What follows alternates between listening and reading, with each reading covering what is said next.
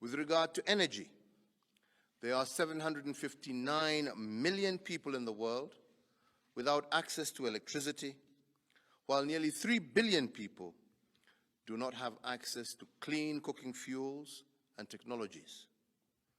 At the same time, the energy sector accounts for almost 3/4 of greenhouse gas emissions. The critical challenge, therefore, ladies and gentlemen, is how to reduce carbon emissions from the energy sector while ensuring that all people have access to clean and secure energy source. Ladies and gentlemen, global food systems, sustainable energy production, and climate change are all intertwined. On the one hand, food production is highly vulnerable to climate change. And at the same time, production of food is energy intensive. About 30% of global energy demand is associated with food production and the consumption process. So we therefore today call for the accelerated action by multi-stakeholder partnerships at all levels to advance innovative pathways to achieve sustainable food and energy production and consumption. This should go hand in hand with sound business practices, including the management of chemicals and waste, reduction of food losses, prevention of plastic pollution, and zero incidents of corruption. This is a raison d'être of the UN Global Compact.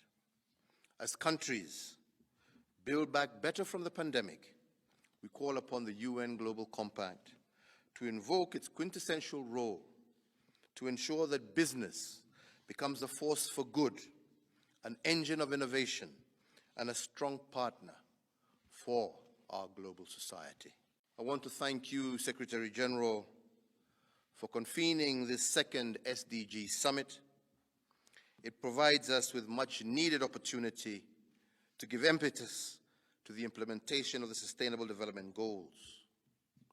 The pandemic has stalled and in some cases even reversed the tremendous gains on achieving the SDGs.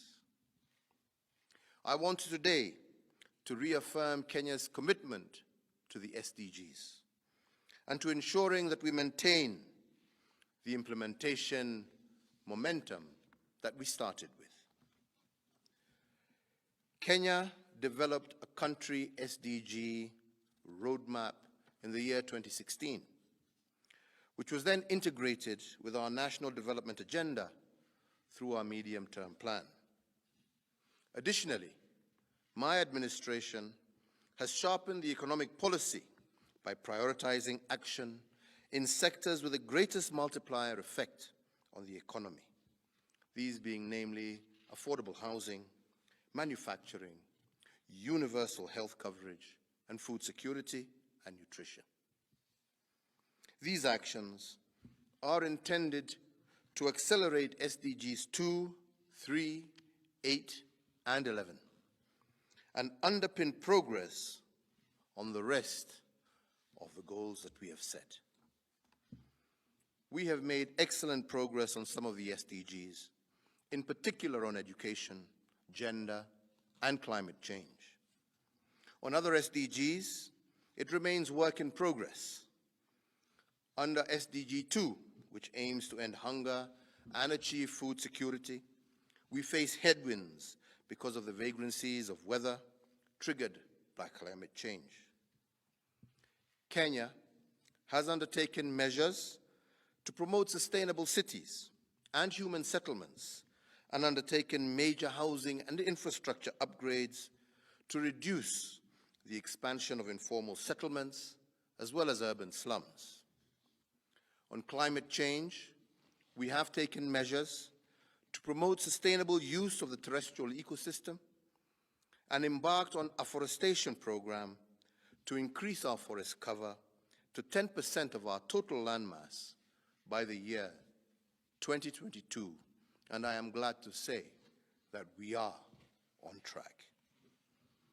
My administration has undertaken 2 voluntary national reporting assessments for the SDGs.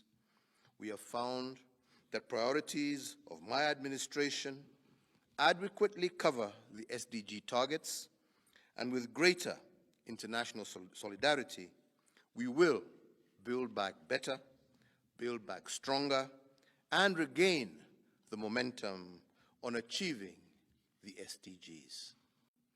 I want to begin by thanking the UN Global Compact for convening this important forum on the role of the private sector in the global food systems and sustainable energy production.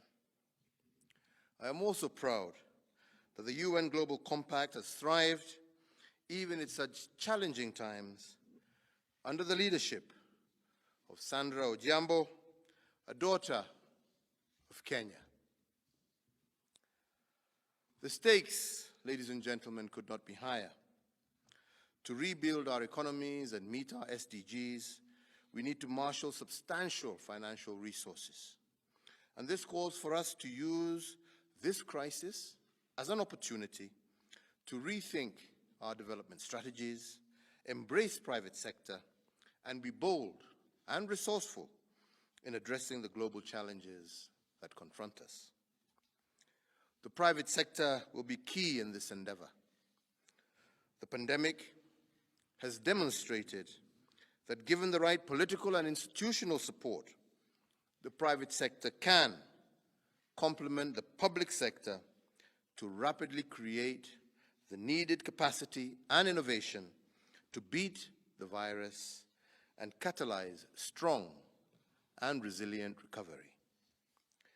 This was demonstrated during the pandemic when the Kenyan private sector actively stepped in to produce COVID-19 protective equipment. Kenya has established a strong partnership with the private sector that engages with government to influence public policy for an enabling business environment. We have also strengthened public-private partnerships as a vehicle to deliver major government programs. We need to harness our private sector to address the challenge of the global food systems and also sustainable energy production. Approximately 700 million people in the world are today undernourished, and 1/4 of the world's population is food insecure.